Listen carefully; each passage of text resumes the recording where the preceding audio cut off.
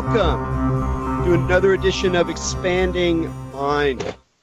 I'm your host, Erik Davis, continuing our conversations about the cultures of consciousness.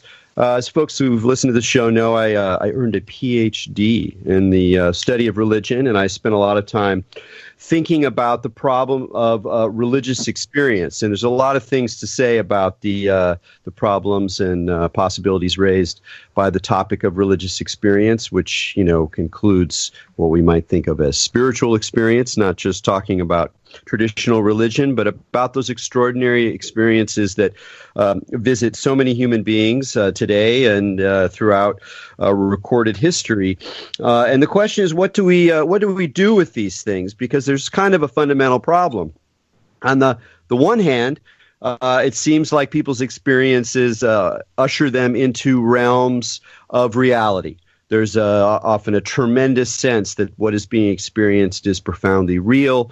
The revelations become the seeds of new religions, of new ethical systems, of new visions of the world. Gods are encountered, spirits of the forest.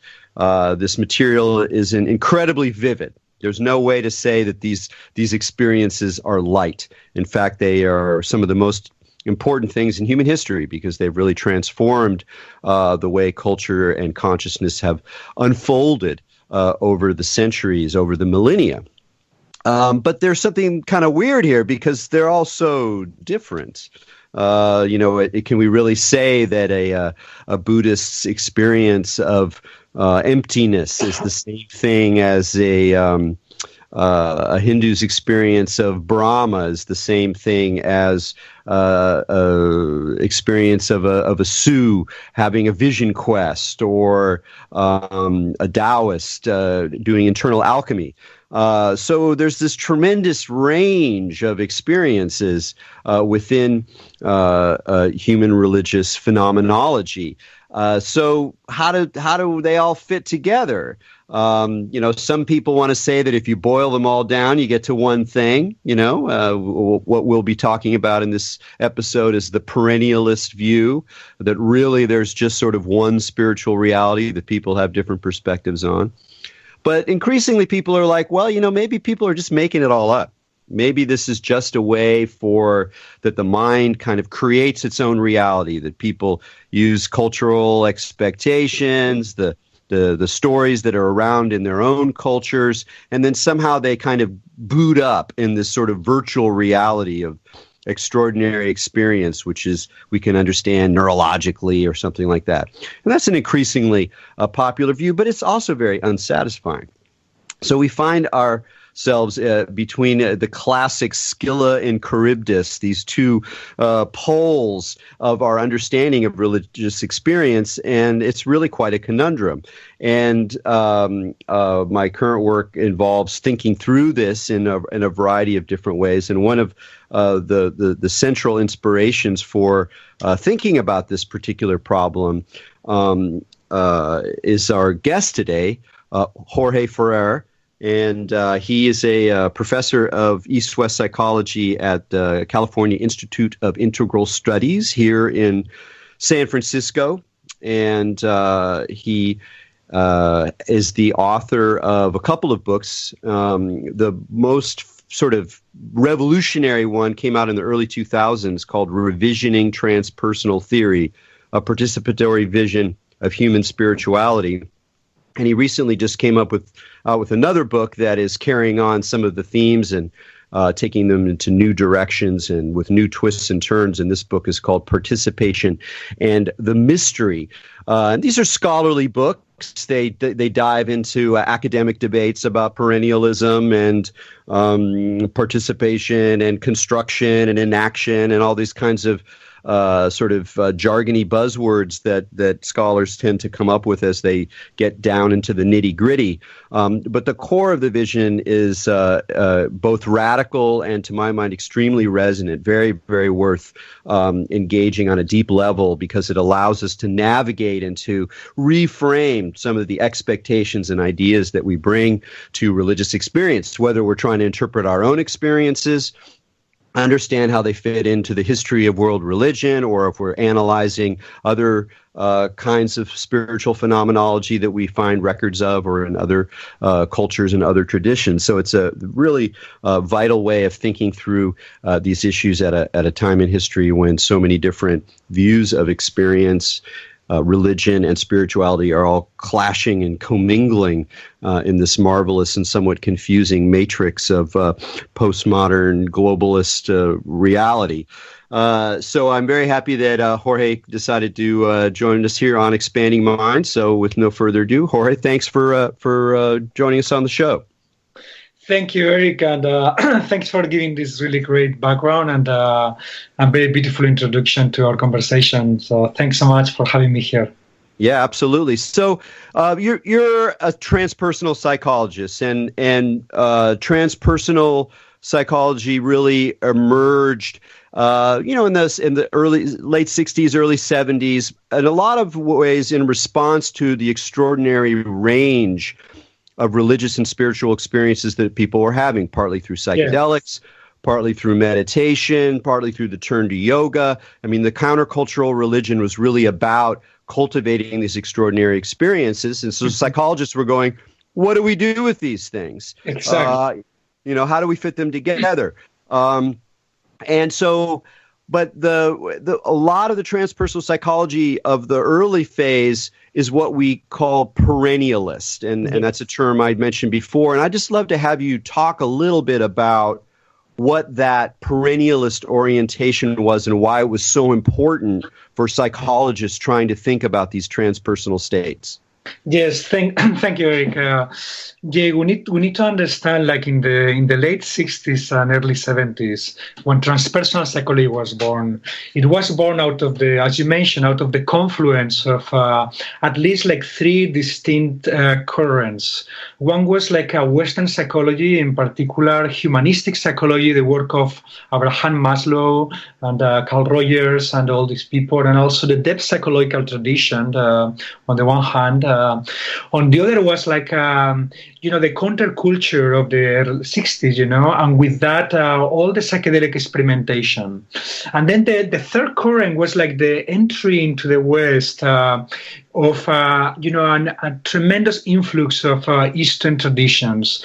You had the writings of Alan Watts, of course, and D.T. Suzuki introducing Zen and Taoism, So it was like this kind of like confluence that led some people, not only transpersonal psychologists, but also people in the counterculture to start bridging those walls, making connections. For example, people who have like these impressive psychedelic experiences, and then they will read Alan Watts, The Taboo Against Knowing Who You Are, or they will read D.T. Suzuki speaking about Zen Buddhism, and they would realize, so what I had was not just like a trip or like something kind of weird produced by this substance called LSD or by these mushrooms, but actually what I experienced is very parallel, if not identical, to what this kind of like is being described in the Eastern traditions as higher stages of development, or higher stages or states of the mind, or the enlightened mind.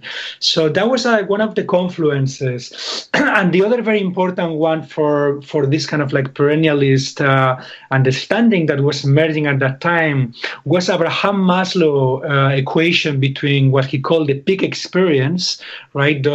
The moments most joyful and ecstatic in one's life, and what D.T. Suzuki calls satori in terms of like Zen Buddhism, So Abe Maslow like made this equation, So as you were saying, like there was all these like different experiences, all these different readings coming into the West, and then the first transpersonal psychologists like Maslow and then Stanislav Grof, and also then a bit later Ken Wilber were also highly influenced by, not only by Alan Watts, by Aldous Huxley, also by Houston Smith, who was also like a student of some of the most influential perennialist thinkers called traditionalist thinkers, like Schuon was one of his teachers, and those influences, like all these kind of early perennialist schemes came into transpersonal psychology. It helped them to order. It helped them to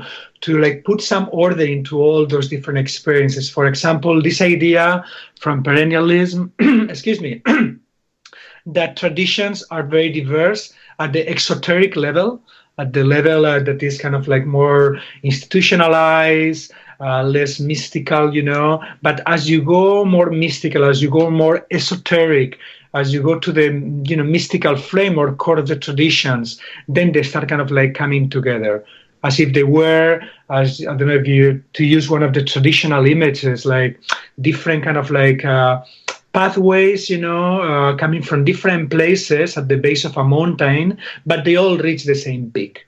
So this is one of the metaphors that was being used at that time. And of course, as you mentioned, the other metaphor that was kind of used that comes from the Hindu, but also the Sufi tradition, is that metaphor, that beautiful image of the different blind men touching different parts of the same elephant, right? And the idea here is that different religions are like the blind man, and the elephant is like this kind of like a single spiritual reality that has some kind of objective nature, right? But the different traditions only touch one part or see it from different perspectives.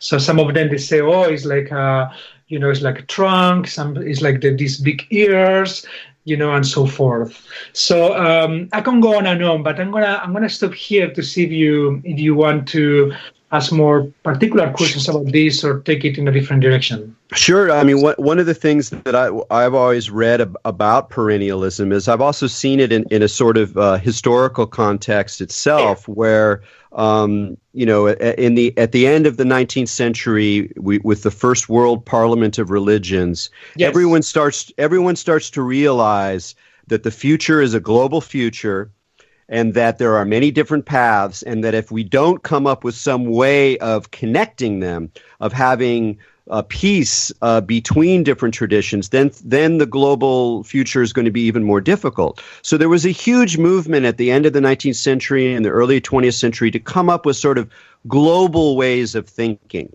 Yes. Including religious ones. And so perennialism, while it partly reflected this esoteric tradition that if you get to the core of very different religions, there was some kind of continuity, or there was some sense of seeing the same reality. There was also, I think, a kind of political context, yes, where people really were trying to come up with a universal set of ethics that would enable human beings in different traditions and different cultures to share a common investment in the core issues of religion. And in that sense, it was very noble. I mean, when you read through Aldous Huxley's book about the perennial philosophy, and you really get the sense of a real urgency about these issues. Yes. But from our perspective now, 50 years later, 70 years later, from this moment, that a lot of those universalist dreams are much more problematic than they looked at the time. We're at a very different age where people are more critical about the attempt to mash different things together. Instead of unity, our era is one of difference, of distinctions, of multiplicity, of multiple perspectives. And so in some ways, the perennialism now looks a little bit more like some kind of forced, attempt to bring everybody together, and it has to ignore a lot of real differences between these, even the most authentic or profoundly experiential dimensions of different traditions. I mean, that's just one problem with perennialism, and I know that there are some other really significant ones that you have talked about. So what are some of the other problems with the perennial perspective when we think about the phenomenology of religious experience? Yes. That's exactly right what you said. There was like a very noble intention, and both political and also bring like this kind of like mystical ecumenism, bringing religious traditions together. And today we can sympathize with that tremendously, right? There is so much interreligious violence in the globe, even perhaps much more accentuated in different ways than it was like 40, 50 years ago. So there is something valid and important about that ideal, that search for that kind of like a unity in religion. The problem, as I see it, and this connects to your question, is like the way that unity was searched was very problematic and ultimately ideological and ultimately backfire. Let me just give you some examples.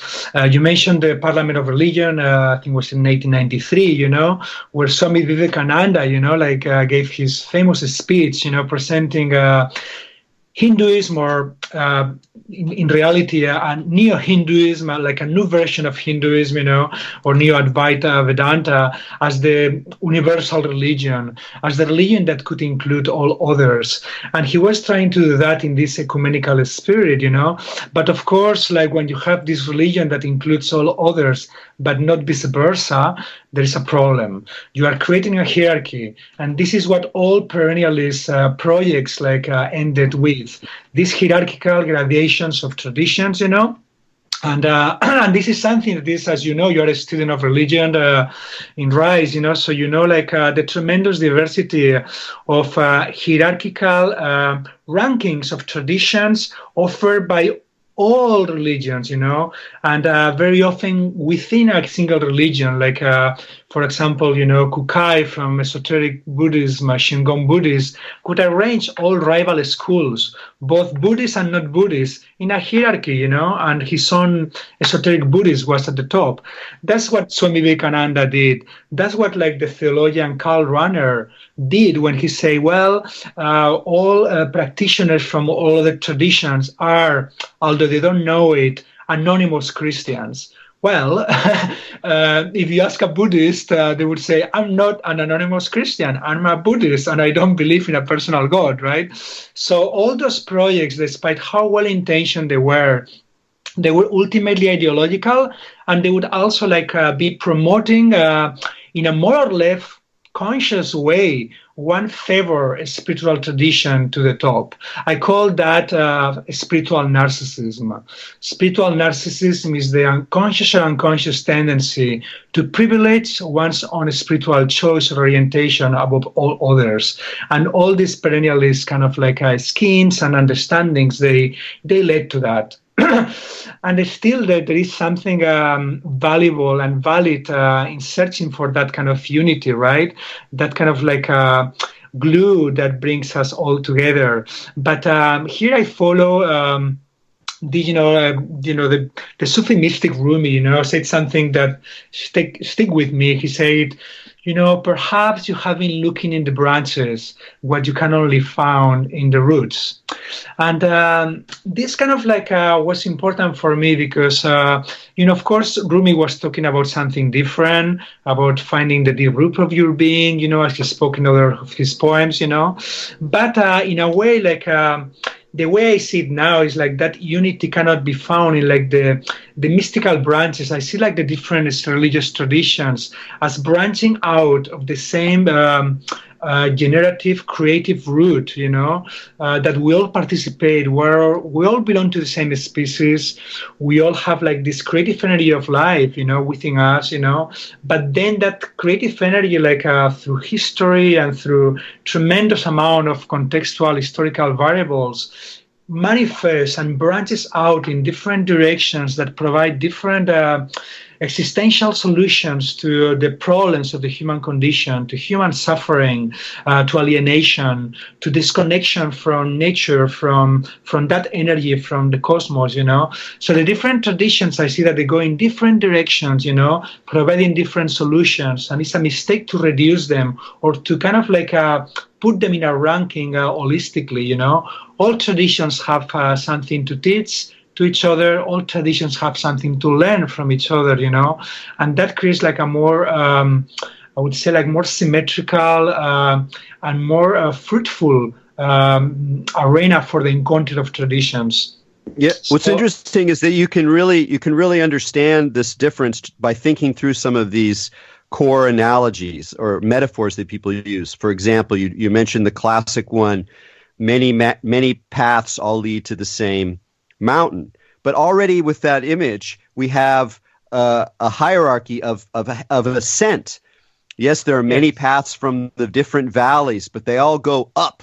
And when they get to the top of the up, they discover their oneness. Well, this is already, we can see, a kind of artifact of a certain way of privileging, quote unquote, higher states or higher levels of reality or transcendence over immanence. You know, so from an indigenous perspective, you're like, yes, it's important to go up on the mountains, but it's also important to go into the valleys and to go into the caves and to go onto the plains. Like there's already something hidden inside that metaphor of the mountain.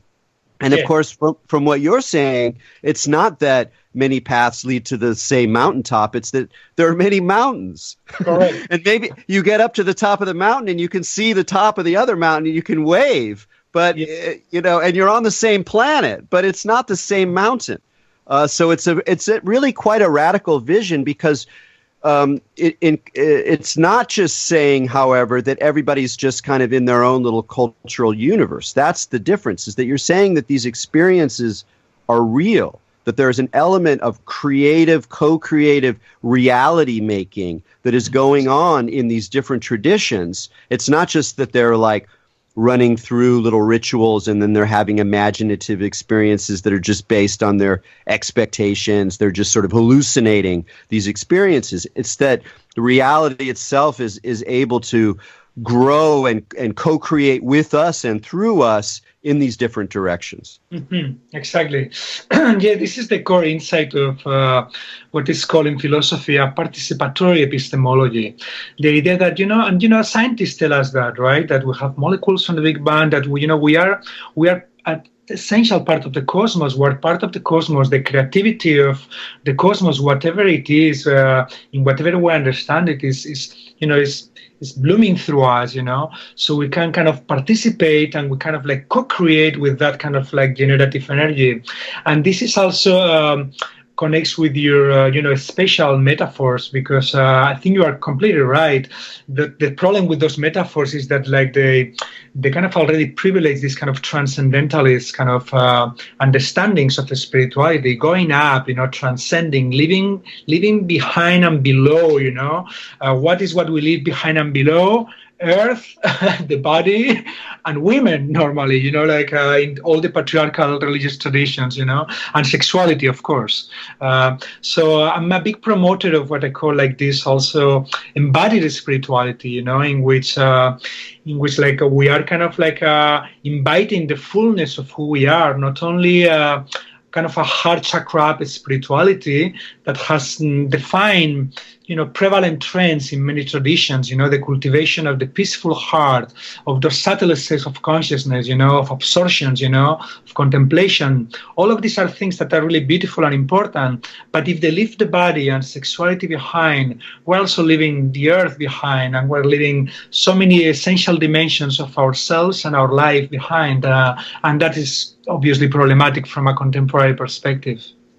Yeah, I mean, it's remarkable. Just the other day, I've been reading through the Buddhist suttas, and sort of tracing the life of the Buddha, and I came across this extraordinary passage where he's telling the bhikkhus, it would be the male bhikkhus, it would be better for you to put your member inside the mouths of snakes than to enter a woman. And I'm like, whoa. And then, I've spent a lot, like you, I've spent a lot of time around Buddhism and Buddhist meditation. I don't quite consider myself a Buddhist, but I'm certainly a Buddhist practitioner in many ways. Yeah. And, I'm very aware of all the ways that contemporary Buddhism tries to engage these issues of women, of the body, that there's kind of a liberal progressive spirit for a lot of Buddhists. And yet when you look at the classic material, I mean, it's very clear. They're like, the body is a sack of shit. We got to get out of this place. It sucks. Don't buy any of it.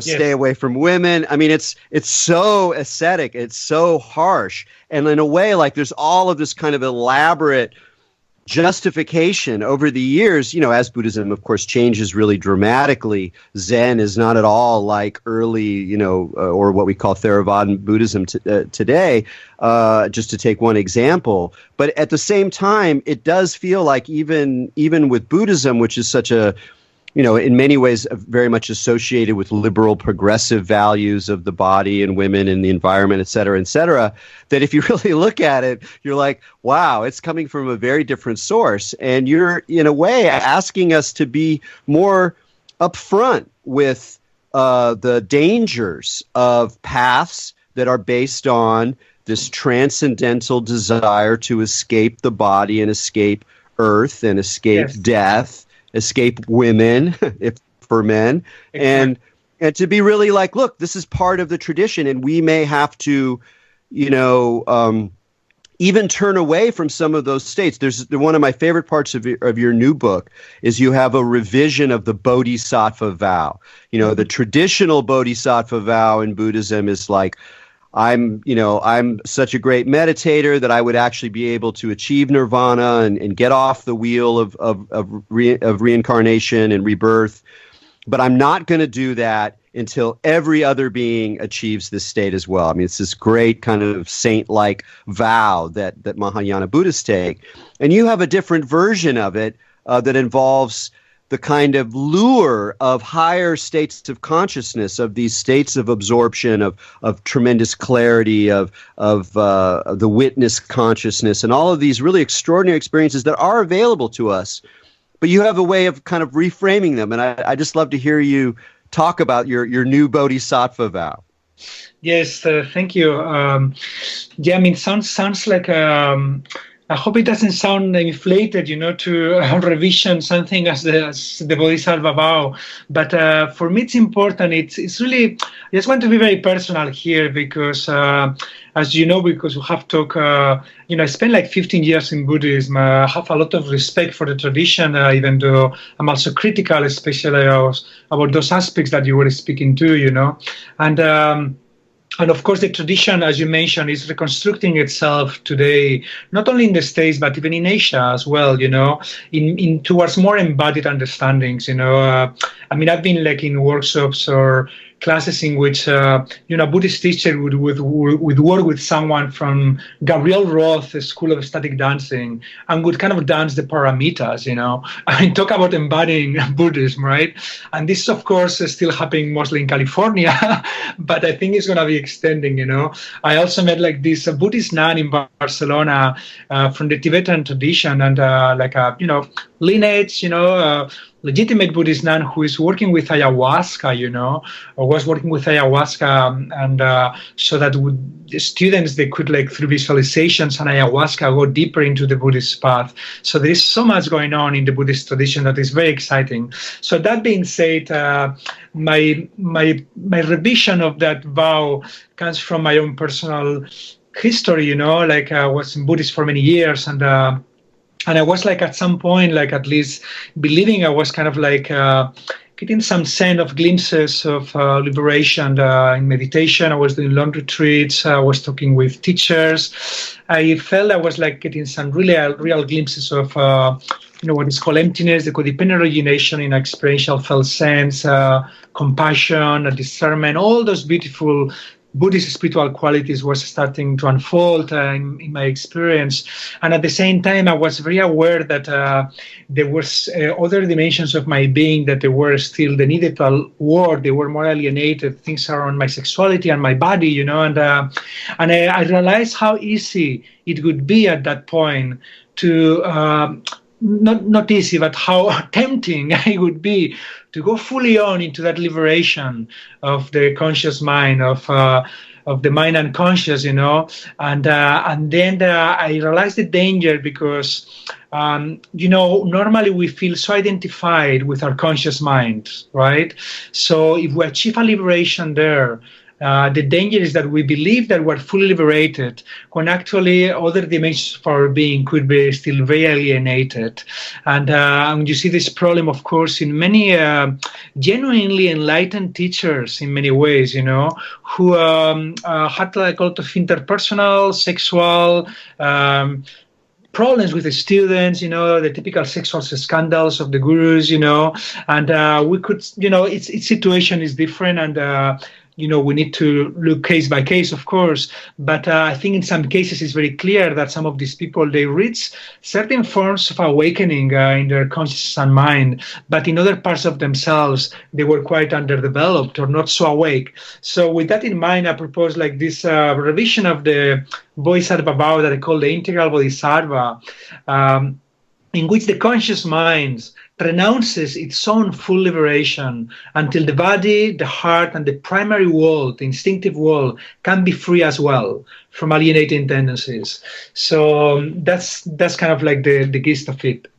Well, what I love about that is that it acknowledges that rather than just saying, oh, it's all one, or if you just work on consciousness, everything else will come along, it acknowledges that there is a cost. Just the way that the original Bodhisattva acknowledges that there would be a tremendous value in achieving nirvana in that traditional situation, but you're going to renounce that good in order to save all beings. That in your partly why that your revision struck with me was because it acknowledges that these higher states of consciousness, these liberated states of consciousness, are real potentials. They are really things that human beings can achieve, and yet, given our current circumstances, given this not just the state of the world, but the state of understanding, of critical understanding, of a kind of embrace of all of these elements of our being that have historically been denigrated, that there's an ethics even to not necessary to renouncing the possibility, at least for now, of those higher states, in order to continue to work on these other dimensions. And so it's a more honest way of acknowledging the pull rather than what a lot of people do, which is just to say, oh, it's all going to lead you to the same place. And, people, because you can get lost in body practices, you can get lost in sacred sexuality, you can get lost in all of these things as well. You need a balance. But so I thought that was a very clear way of kind of putting the issues in terms of a sort of choice or a kind of ethics, as well as just another model of things. Yeah, I agree. Like, I think our current condition, especially with the ecological problems that we're facing, the socio-political issues, both in the States, in all the first world, really there is like I think emerging and also like ongoing already, because it has been going for us for a while, call towards this kind of more democratization or horizontalization of spirituality that may call us to sacrifice some of those spiritual heights, Of course, it can be argued that we can have both, and that's possible. I think it's important, as you mentioned, to have some balance, to have both enlivening energies, within ourselves, but also enlightening, like discernment and power, so that we can engage constructively in the transformation, not only of our lives, but our communities and our societies and the world, because it's like sorely needed. Oh, absolutely. It's and one of the values of your model of participation is that it underscores the creative aspect of our own seeking and of our own practice and of our own engagement. It's not like there's a pre-given world that we just slot ourselves into. It's that our practice, what we're doing with our minds, what we're doing with our hearts, with our bodies, that work is itself creating the realities that it encounters to some degree, not entirely, but to some degree. And it's a really remarkable idea, and I think it at first it seems kind of odd, like what does that mean? How could that be? But the more that I've sat with it and thought with it, it actually seems in many ways the most parsimonious way to account for the incredible range of differences within traditions, let alone between traditions, and without just saying, oh, everyone's just making it up. Oh, everyone's just basing it on their own cultural stories. It's just a human cultural invention, these gods and planes of reality and different dimensions and different kinds of intuitions and experiences of connection with different forces. It's like, no, it's not. They're not just inventions, but they're not all part of one big hierarchical structure where we're all climbing up the mountain together. It's that we're involved in this kind of, it's this sort of, what I don't know what's a good metaphor for it. You talk about a rhizome or a tree where branches keep splitting off. It's a much more fecund model of reality. Did that come to you over time, or was it really kind of a concentrated period where you were like, hey, we can just stop thinking about these hierarchical models and to start to understand things as co-creative, that we're creating with the mystery? Did it evolve over time? Did it have to do with personal experiences you had? How did you come to sort of make this radical revision? All the above.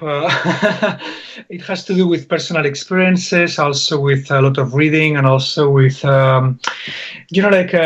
before coming to the States in the early 90s to get my PhD at CIS, I was in touch with this body of work that I also speak about it in the book in one of the chapters, Holistic Transformation, Holistic Sexuality in Spain. And that body of work was very influential because you had like the three forms of participatory co-creation embedded in this work. It was a work that invited all dimensions of human being, including the body of sexuality, to participate, in your, integral growth, including spiritual. Also, it was highly interpersonal. It was based in these interactive embodied meditations, in which meditation practice was done not only by yourself, but also in contact with other people, like chakras together. And that was really, really powerful. For example, these meditations in which heart chakra would be in contact with the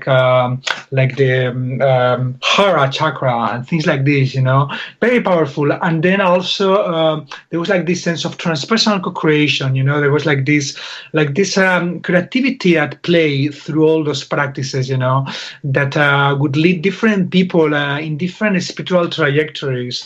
And that's something that is what I call spiritual individuation, and that's something that I have always been very struck, by the tremendous diversity of people's spiritual trajectories. Some people go from Christianity to shamanism to Buddhism, and then some people start syncretizing parts of different traditions, and other people just go in opposite directions, So, and for me, what is valid is whatever works, for people to become more available human beings, less self-centered, less narcissistic, more transformative agents in our cultures. But to come back to your question, something also very important in the development of my work, there were two other things, so a few other things. One was, the only book I brought with me from Spain as I was traveling in the early 90s to study my new life and studies here in California was Francisco Varela and Leonor Roche and Ivan Thompson's The Embodied Mind. So the inactive paradigm of cognition was for me very important. As soon as I read that book, I realized that it was could pave a middle ground, adopted that paradigm to spiritual knowing and spiritual matters between these two positions that we still see today in religious studies and culture. And I think that you were speaking to them in different ways with your comments. One position that affirms the ontology of the spiritual worlds, but normally it's a very confessional, it's theological, or this perennialism. There is ontology, but there is just one single spiritual world, right? And then the other position is that affirms plurality, diversification, context, but then denies ontology. That's the more postmodern or contextualist positions within religious studies and academia, So in a way, it's what I felt there was something. I felt that both positions were saying something valid, I thought with the perennialists and with many religious practitioners, and also based on my own experiences, and we can talk a bit more about those later if you want. I was convinced that there was something ontologically rich, in those subtle worlds and those encounters with these, apparently autonomous beings, that sometimes are much wiser than you, and that you cannot know things that they tell you and so forth, But at the same time, also I saw, I was discerning that there was something tremendously valuable in this diversity. There was not just one single world. There was tremendous diversity, and now my understanding is that we live in this kind of multiverse, this multidimensional cosmos, in which this physical realm is one among many. This realm is made of matter and energy and consciousness, but I sense that there are many other subtle realms out there that are like made up of like consciousness and energy. And of course, energy and matter, after Einstein, we all know that is kind of interconvertible in itself. So that kind of like brings a kind of like sense of unity or seamlessness to the entire cosmos. Yeah, absolutely. I mean, that idea of really acknowledging that we live in a pluriverse, not Exactly. more than a universe, and that notion has really helped me understand a lot of things as well, because it's not that there aren't connections, that there isn't some fundamental matrix that interconnects all these realms, but it lets you pull back from always insisting that there has to be one singular way of organizing the world, and so it's a quite a liberating perspective. But since you mentioned these experiences, let's talk about them. Let's talk about why it's not sufficient to just say to take the kind of contextualist view that, well, we're sort of making up these stories and then we run them in our own little experiences, and there really isn't anything ontological. There really isn't anything about the nature of being in these experiences. They're just kind of stories we're telling ourselves.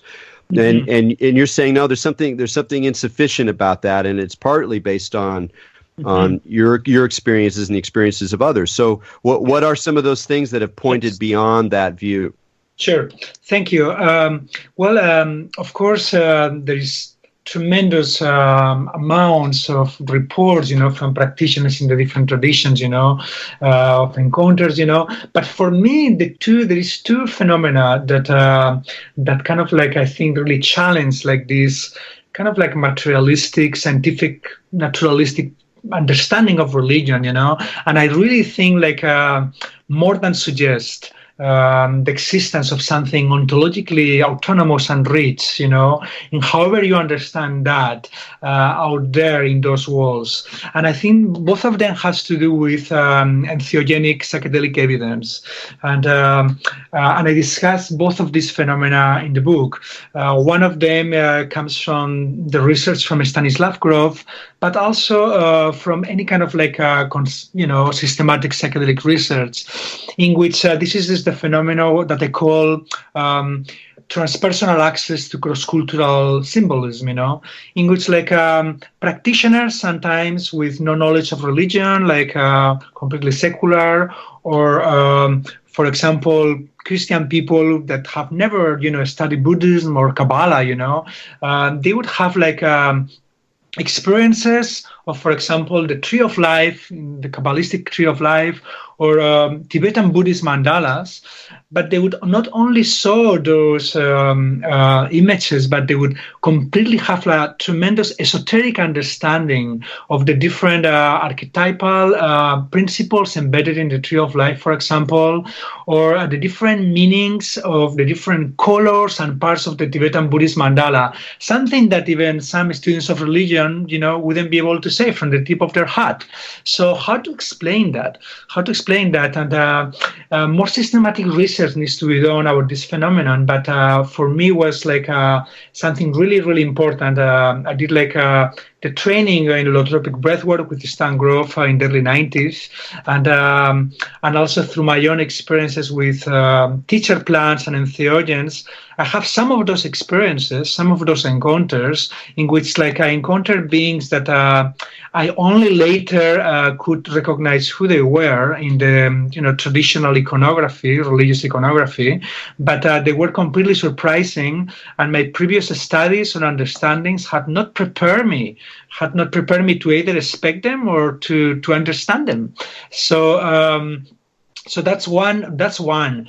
And then the other series of phenomena that for me also has been quite mind-blowing, and was what I call share psychedelic visions, so share entheogenic visions that happen with your open eyes.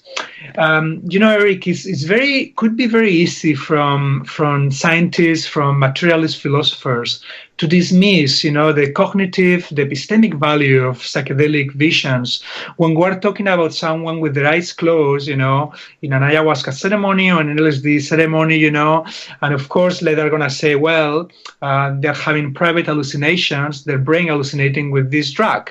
Although, as I mentioned before, some of those visions, like the ones of cross-cultural symbolism, are harder to explain.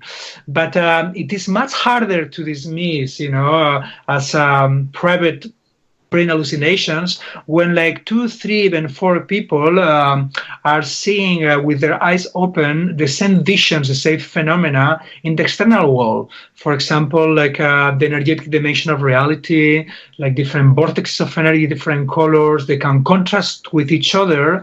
And I experienced that especially with the cactus San Pedro. I'm a San Pedrista. I've been working with San Pedro for 12 years, 13 years, and offering San Pedro ceremonies for the last 3 years, only in countries in which it's legal, of course, like Peru. And during those times, I've had like mind-blowing experiences in which with not only me and other practitioners see the same phenomena, not only lights and energies, but also like non-physical entities, spirits, And in some of those experiences, I was like I had like my research hat on, and I was very skeptical, and I was like, oh my God, it's not possible what's going on. And so I would really kind of be questioning the other practitioners. Like some of them, they were very young, first time doing San Pedro, and I would tell them, listen, what is what you see in that corner there, and then the person would describe exactly what I was seeing. For example, like an indigenous person, like on his knees, smoking a cigarette. And of course, there was no one there. It was like a vision. It was like a spirit entity. So things like this also like brought home to me that there is something going on that scientific naturalistic accounts, and especially the so-called collective hallucinations models, they cannot really explain, because it is one thing they may be able to explain some of those lies through appealing through the, cortical architecture of the brain, like of the eyes, But when you are talking about these more elaborate visions of different entities, autonomous entities you relate with, it is much harder to explain from that perspective. Yes, I would say, and it's funny that I was just writing about Terence McKenna and Dennis McKenna and La Chorrera, their famous experiment at La Chorrera, and that's one of the significant moments there too. Is that there's a point where they both have a shared hallucination of a mushroom turning into the planet Earth. And I was thinking about just that. What do you do with these kinds of experiences? And I think it's really important to have this kind of open idea where we just don't know. We don't know the extent of ontology, and even if it challenges our scientific models, where would that consistency come from that allow two people to see the same hallucination? And you can you can make elaborate ideas. Oh, well, they're both sort of picking up signals, and somehow there's a social cue, and blah blah blah. And you can come up with these explanations. Okay, that's fine. But I think the point that you're making is that we don't have to stop thinking critically in order to acknowledge that there are some experiences, some regularly reported phenomena that at the very least compel us to keep the door open. And exactly. It's not, we're not just becoming, religionist or supernatural thinkers by saying, no, this doesn't quite cut it. We have to allow something, the possibility that there's some kind of extra dimension or an ontological element to these experiences, but that doesn't mean that you're stopping thinking critically, that you're just accepting whatever view is coming down the pike. And I think that gets lost a lot because of the politics around scientific explanation. Yes, that's really great. I really appreciate you bringing this point, because for me it's very important. That's what I call following, one of the past president of the American Philosophical Association, Stroud. He called for an open naturalism, and it's a naturalism that does not determine a priori what exists and what doesn't exist. And modern scientific naturalism does that. It's ideological, it's completely metaphysical. It says the only thing that exists is matter and entities studied by physics, and all these other things is mambo jumbo, And like many philosophers of science, completely denounce this perspective as ideological and metaphysical at the same status as religious traditions, So, and at the same time, once you embrace this open naturalism, as you were pointing out, it's simply an openness to entertain the feasibility that we may live in a much deeper and mysterious and vast cosmos that we have been told in school and at the university, And in that way also is an openness to come out of our own Western ethnocentrism, because we live in this what is called the post-colonial, right, episteme in academia, and there is something valuable there, because what I've been calling also in this book and in other places is like, can we have like also symmetrical encounter with other traditions, with other epistemologies, Can also even have like research programs, that we can like do in collaboration between scientists and transpersonal psychologists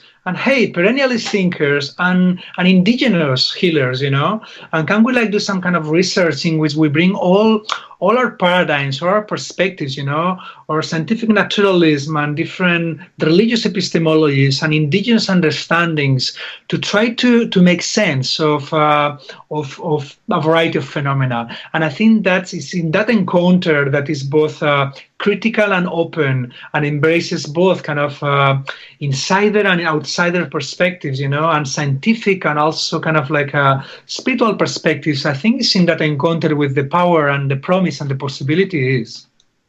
Oh, absolutely. I'm very inspired by that view, and I really liked. I was not familiar with Stroud's call for an open naturalism, but it's very much goes along with what I've been trying to do on this show and in my more recent writing. It's it really resonates, and it's not just a position so much as an attitude. Correct. And I think that attitude, which is open, which has some modesty in it, which is curious, which is still invested in critical thought, in the discussion of peers rather than the authority of prophets or dogmatic texts, that it itself is a kind of spiritual path that involves critical thinking, that involves sensitivity to evidence, that involves an acknowledgement that there's more that we don't know than that we do know, but that the quest for knowledge is part of the path. And it's I think it's a very beautiful way to move through the world and to move through these kinds of questions. And for me, it has something to do with part of your title of your new book, which is this concept of mystery. And that's kind of a weird word for a scholar to use. What exactly does that mean? Why do you say the mystery? It's sort of a romantic word, but you have very specific reasons for talking about the mystery as part of the context, or really in some ways the greatest context for our exploration. So what does that term mean for you? What is the mystery?